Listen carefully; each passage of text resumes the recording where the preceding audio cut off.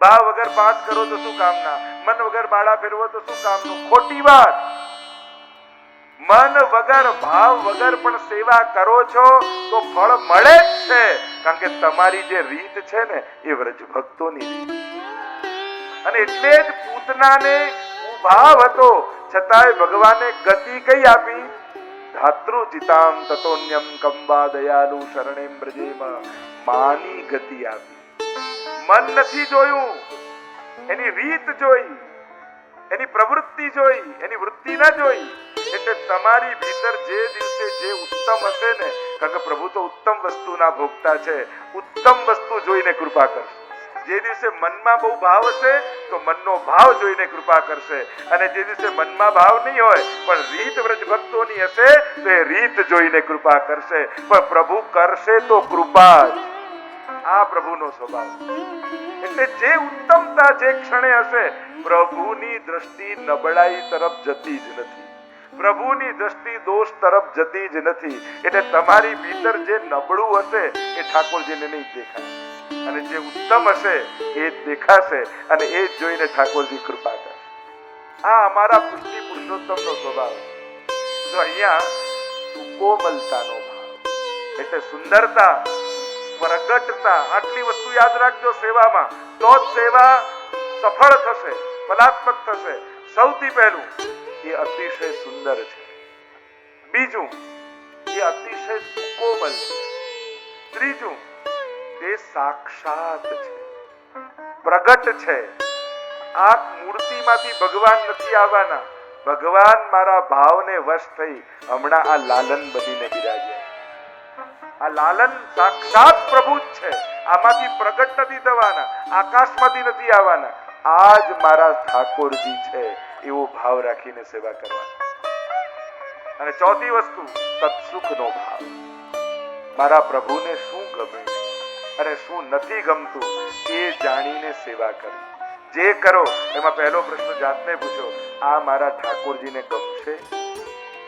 અરે આપણે ત્યાં તો મહાપ્રભુજીએ જે 6 પ્રકાર શરણાગતિના બતાવ્યા, એમાં પહેલા જ અનુકૂલસ્ય સંકલ્પ પ્રતિકૂલ વિસર્જન. પ્રભુને જે અનુકૂળ છે એને સ્વીકારતા જાઓ, અને પ્રભુને જે નથી ગમતું એને કાઢતા જાઓ. ત્યાં સુધીની વાર્તા છે જે હું પ્રભુને ન ધરી શકું એ હું ગ્રહણ પણ ન કરું. ગોકુલનાથજીની તાદશ્રી વૈષ્ણવની વાર્તા આવે છે ને, મીઠું અને રોટલો સૂકો ધરીને આવેલો, અને રાજભોગ ગળામાં ન ઉતર્યો, કારણ કે મારા ઠાકોરજીને મેં સૂકો રોટલો ધર્યો છે.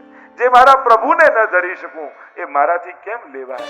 આવા ભાવો આપણા ભગવતીઓએ સેવ્યા છે. અને એટલે ગોપીજનો કહે છે, આપ જ્યારે ખુલ્લા ચરણારવિંદથી પધારો છો ત્યારે આપના ચરણને શ્રમ પડે છે, અને એ શ્રમ અમારા માટે પરમ દુઃખનું કારણ બની જાય છે.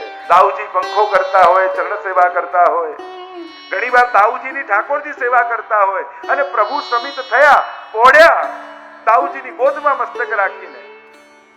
બપોરનો સમય વ્યતીત થયો, ઉત્થાપનનો સમય થયો, શંખનાદ કર્યો છે, કંદમૂળ આવી લઈને પુલિંદજીઓ આવી ગઈ છે, અને હવે સૂર્યાસ્ત થવાનો સમય થવાનો. પ્રભુને થયું ત્યાં ગોકુળમાં નંદ બાબા, યશોદાજી, ગોપીઓ તાપ કરી રહ્યા છે. આવો મેરે ગોવિંદ ગોકુલ કે ચંદા. પ્રભુ આખો દિવસ વ્યતીત થઈ ગયો, પાછા ગોકુળ પધારો. અને પ્રભુનો હૃદયનો ઉત્કટ તાપ વ્રજ ભક્તોનો જ્યારે પ્રભુને સ્પર્શ્યો, પ્રભુને થયું હવે ફરી ગોકુળ જવાનો સમય આવ્યો. કદંબના વૃક્ષની ઉપર ચડી દૂર દૂર ચરી રહેલી ગાયોને બોલાવવા માટે અધર પર વેણું ધરી વેણુના સ્વર ભર્યા પ્રભુએ, અને વેણુના સ્વર ગૂંજ્યા વનમાં. ગાયોના કાન ઊંચા થઈ ગયા. देखो राजभोग में प्रभु चले थे तब तो 16 श्रृंगार धरे प्रभु ने राजा बनकर निकले, पर राजा बनने में इतनी शोभा नहीं थी जितनी ग्वालिया बनने में. કૃષ્ણના સ્વરૂપની વિચિત્રતા જે છે, સાધારણ વ્યક્તિ સજો ધજો હોય ત્યારે સારો લાગે, વિખરાયેલો હોય ત્યારે બદસૂરત લાગે. ઠાકોરજી में उल्टा है, सजे धजे होते हैं श्रृंगार राजभोग के समय, ત્યારે તો ઠાકોરજી સુંદર લાગે છે, પણ પાછા વળતા વિખરાયેલા હોય ત્યારે વધારે સુંદર લાગે. અને ભીષ્મ સ્તુતિમાં પણ જુઓ ને, શ્રમવારી અલંકૃતાસ્તે, રથની લગામ અર્જુનની પકડી રથને અહીંયાથી ત્યાં, ત્યાંથી અહીંયા આમ જ્યારે ભગાઈ રહ્યા છે, અને ત્યારે પરસેવે રેપ જે પ્રભુ, અને શ્રમવારી અલંકૃતા, શ્રમ બિંદુ છે મુખમાં, અને ઘોડાના ખુરરથથી આખું શ્રેંગ મંડિત થયું છે. અને ભીષ્મજી જ્યારે ઝાંખી કરે છે યુદ્ધના મેદાનમાં, ત્યારે પ્રભુને જોઈ મનમાં એવી હાસ થાય, પ્રભુ સજ્યા ધજ્યા હતા એના કરતા તો હમણાં શ્રમવારી અલંકૃતા, આ પરસેવે રેપ જે વધારે સુંદર લાગે, કારણ કે પરસેવો એ આપની સુંદરતાની વૃદ્ધિ કરતો હોય એવા શણગાર રૂપ લાગે. સુબુદ્ધિમાં કહ્યું કે પરસેવાથી સુંદરતા, કે હા, ભક્ત માટે પરસેવો પાડ્યો છે, એનાથી પ્રભુની સુંદરતા ઘટતી નથી, ઉલટાની વધી જાય. કેવા કેવા શ્રમ પ્રભુએ લીધેલા છે. તો આમ ગાયોને ચરાવતા પ્રભુ જ્યારે દિવસના અંતમાં આપ પધારો, અને એ સ્વરૂપની જ્યારે અમે ઝાંખી કરીએ એનું આગળ વર્ણન કરતા આ જ શ્લોકના અર્થ રૂપે પ્રણત કામદમ, પ્રભુ કે ચરણારવિંદ कैसे પ્રભુના ચરણારવિંદ લૌકિક કામનું ખંડન કરે ને અલૌકિક કામ કરતા, કામનાઓ को पूर्ण करने वाले. બીજું કહ્યું ઐશ્વર્યનું દાન કરે. ત્રીજું કહ્યું આ પ્રભુના ચરણારવિંદ શરણે આવેલાની ઈચ્છાને પૂર્ણ કરે. પ્રભુના ચોથું કહ્યું શોભાને આપે. અને પાંચમો ઉપકાર કહ્યો સમસ્ત દુઃખોને दूर કરે. प्रणत कामदम, सभी कामनाओं को पूर्ण करने वाले आपके चरणारविंद है.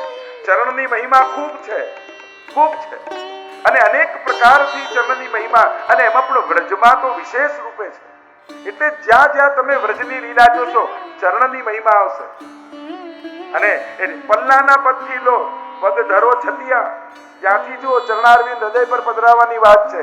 એ જ ચરણારવિંદ, હવે બધું ગણાવવા જઈશ તો ઘણી બધી ચર્ચા હશે, રાતમાં સીધા આવી જાઓ. ચરણ ચિહ્નોનું દર્શન ગોપીજનોએ કર્યું એટલે પ્રાણ ટકી ગયા. જો એ ચરણ ચિહ્ન શોધતા સમયે ન મળ્યા હોત તો એ જ સમયે ગોપીઓના પ્રાણ છૂટી જાય. એવી ચરણારવિંદની મહિમા છે. દરેક તમે અવતારોમાં જોઈ લો. વામન ભગવાનની તો વિશેષતામાં છે જ, જ્યારે બલિરાજા ગયા ને ત્રીજું મસ્તક ધરી દીધું, ચરણ પધરા.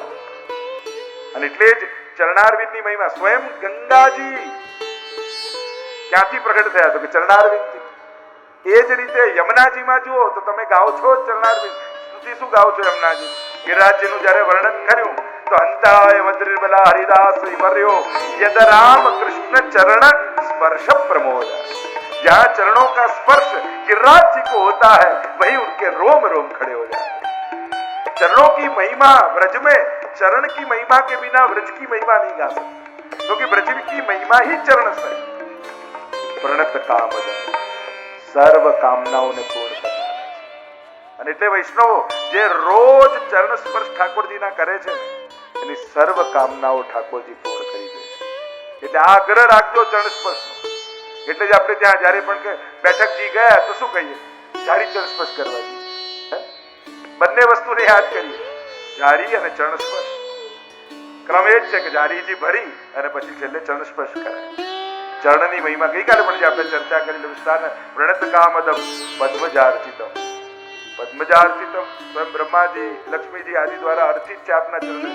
તો અનેક પ્રકારની જે ચરણ વંદના કરી એટલે 5 ઉપકારો સુબોધજીનો આધાર લઉં તો 5 ઉપકાર ચરણારવિંદ કરે છે. લૌકિક કામનાઓનું ખંડન કરે છે. નિત્ય જે ચરણોના સ્પર્શ કરે એની ઈચ્છાઓ પૂરી ન થાય, એની ઈચ્છાઓ જ પૂરી થઈ જાય. એક ઠાકોરજી લૌકિક કામનાઓ સમાપ્ત કરી. પ્રભુ પાસે એ ન માંગો કે મારી બધી ઈચ્છા પૂરી કરજે, પ્રભુ પાસે એમ માંગો મારી ઈચ્છાઓ પૂરી કરી નાખ. કોઈ ઈચ્છા લૌકિકની જાગે જ નહીં. ભગવાનની જે ભક્તિ કરે ને સંસાર તો એને બાય પ્રોડક્ટમાં જ મળી જાય. સંસાર મેળવવા નીકળવું ના પડે. તમે વડોદરાથી બોમ્બે જાઓ, મુંબઈ જાઓ તો સુરત જવું ન પડે, તો રસ્તામાં જ આવી જાય. એમ ભગવાન મેળવવા જે નીકળ્યો હોય ને એને સંસાર તો સહજમાં સિદ્ધ થઈ જાય. પણ ભક્ત સંસારમાં ફસાતો નથી, એ આગળ નીકળી ભગવાન સુધી પહોંચી જાય. લૌકિક કામનાઓનું ખંડન કરે બીજું ઐશ્વર્યનું દાન કરે, ત્રીજું કહ્યું પ્રભુની ચરણારવિંદ જે સેવે છે એની સઘળી ઈચ્છાઓ પ્રભુ પૂરી કરે છે, પાંચમું ચોથું કહ્યું એને શોભાની પ્રાપ્તિ કરાવે છે, અને પાંચમું કહ્યું સમસ્ત દુઃખોને સમાપ્ત કરી દે છે. ચરણારવિંદનું જે સેવન કર્યું એના જીવનમાં દુઃખો આવતા નથી એમ નથી, એને દુઃખો દુઃખી નથી કરી શકતા. જો દુઃખ આવે કે ના આવે આપણા હાથમાં નથી, પણ દુઃખી થવું કે નહીં એ આપણા હાથમાં ચોક્કસ છે. પ્રભુના ચરણારવિંદની આસક્તિ થવાથી તમે વાર્તા સાહિત્ય જુઓ ને, કેવા કેવા પ્રસંગો આવે છે. અમ્મા ક્ષત્રાણીનો પ્રસંગ જુઓ, કુમનદાસ આદિના પ્રસંગો જુઓ, તો કેટલા પ્રસંગો છે જેણે ચરણારવિંદમાં આસક્તિ કરી છે. એને જીવનમાં દુઃખો આવ્યા પણ દુઃખો પણ એને દુઃખી નથી કરી. ચરણ લગ્યો ચિત મેરો ચરણ લગ્યો ચિત મેરો. ચરણારવિંદમાં દ્રઢ ઇન ચરણન કેરો ભરોસો. આ એક પદ કેમ, આ એક વાક્ય દ્રઢ ઇન ચરણન કેરો ભરોસો, એના અક્ષર ગણો કેટલા થાય? દ્રઢ ઇન ચરણન, ટોટલ અક્ષર ગણો કેટલા થયા? 13 અક્ષર. અને આ 13 શેના માટે છે? આ દ્રઢતાથી થશે શું? તો કે અષ્ટાક્ષરના 8 અને પંચાક્ષરના 5 આ બંને મંત્રો સફળ થઈ જશે જો વલ્લભના ચરણોમાં દ્રઢતા રાખી. આ દ્રઢતા માત્રથી આ પંચાક્ષર અને અષ્ટાક્ષરની સ્વતઃ સિદ્ધિ થઈ. અને એટલે જ ગિરિરાજજીના 5 સ્વરૂપ છે અને 8 દ્વાર છે. હવે સરખામણી કરવા જવું તો ઘણી બધી ચર્ચાઓ થશે. યમુનાજીમાં જુઓ અષ્ટ સિદ્ધિ છે અને યમનાષ્ટકના 5 ફળ છે, બધે 13. ભલે પાશ્ચાત્ય સંસ્કૃતિમાં 13 અનલકી કહેવાય, પણ આપણા ભક્તિ માર્ગમાં 13 આનાથી મોટો બીજો કોઈ અક્ષર નથી, આનાથી શ્રેષ્ઠ કોઈ આંક નથી. જેમાં અત્યાર સુધી મેરા કરતા હતા, બસ કૃપા થાય તો બધું 13 થવાના. અનેક પ્રકારથી પ્રસાદી થાય. પ્રભુને સન્મુખ કરાવેલું, પ્રસાદી હાથ લગાવેલું, પ્રભુનું જૂઠણ, પ્રભુનું પ્રસાદી, ચરવિત અને અધરામૃત. અનેક પ્રકારના ભાવ છે, દરેકના સૂક્ષ્મ ભેદ છે. અત્યારે એમાં ન જતા સુરત વર્ધન પ્રભુ આપનું અધરામૃત પ્રેમને વધારનારું છે. અને જે પ્રકારથી પણ પ્રભુ, એટલે નિત્ય વૈષ્ણવની એક આદત હોવી જોઈએ, મોઢામાં કાંઈ પણ મૂકતા પહેલા સૌથી પહેલી વસ્તુ પ્રભુની પ્રસાદી વસ્તુ મુખમાં મૂકો. બસ આટલો પ્રયોગ કરો, સ્વતઃ ભગવત ભાવ જાગવાના. જ્યારે એમ થતું હોય હજી મને ભાવ નથી થતો, પ્રભુમાં પ્રેમ નથી થતો, એક નિયમ બનાવી લો, મોઢામાં પહેલી વસ્તુ દિવસમાં ઠાકોરજીની પ્રસાદી મિશ્રી કે કોઈ પણ પ્રસાદી વસ્તુ મુખમાં મૂકે. કારણ કે પ્રભુનું અધરામૃત એ પ્રેમને વધારનારું છે. સુરત વર્ધન શોકનાશ, સમસ્ત શોકોને સમાપ્ત કરનારું. અનેક પ્રકારના શોક જીવનમાં છે. ઘણા બધા અફસોસ લઈને આપણે ફરીએ છીએ, અને આપણે તો અફસોસમાંથી ઉત્સવમાં જવાનું છે. આ ન થયું, આ ન થયું, આ રહી ગયું, આ જ રહી ગયું, એ વિચાર મૂકી પ્રભુની કૃપાથી આએ થયું, પ્રભુની કૃપાથી આએ લાભ મળ્યો. જ્યારે દેહ છોડો ત્યારે તમારી સાથે તમારા અફસોસ નહીં, તમારા ઉત્સવ તમારી સ્મૃતિ પર હોવા જોઈએ કે પ્રભુની કૃપાથી બધા મનોરથો ઠાકોરજીએ પૂરા કર્યા. ફરક એટલો જ છે, જે સાધારણ વ્યક્તિ છે, જે ભવિષ્યના પ્લાનો જ કરતો રહે છે, એના ભાગમાં અફસોસો આવે છે. અને જે આજનો લાવો લીજીએ રે, જે ક્ષણમાં માને છે, જે આજમાં માને છે, એના સ્મૃતિ પટ ઉપર ઉત્સવો લખાયેલા હોય છે. અને એટલે અફસોસો નહીં, ઉત્સવો યાદ કરતા કરતા આપણે તો જઈશું.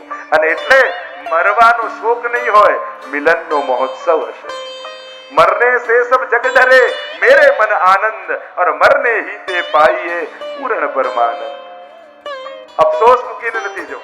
જે કરવું છે બહુ લાંબા પ્લાનિંગો કરશો ને તો બધું રહી જશે. મળ્યું ઝડપી લો, અવસરોને ઝડપતા શીખો, તકોને પકડતા શીખો. કારણ કે બહુ લાંબા પ્લાનિંગો રહી જાય, અને જે આવેલી સામેની તકોને ઝડપી લે છે ને એ જ આનંદ માણી જાય છે. એટલા માટે બહુ લાંબા પ્લાનિંગો, અને જે કરવું છે પોતાની હયાતીમાં કરી જાઓ. ઘણાને ગયા પછી કરાવવાનો બહુ શોખ, લખી જાય અમારા ગયા પછી કથા કરજો, પણ શા માટે પોતે જ કરી જાઓ ને?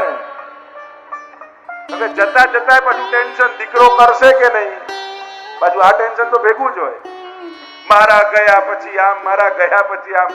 આમ કરશે કે નહીં એવી ચિંતા સાથે જવા કરતા હું કરીને ગયો એવા આનંદ લઈને ન જઈ.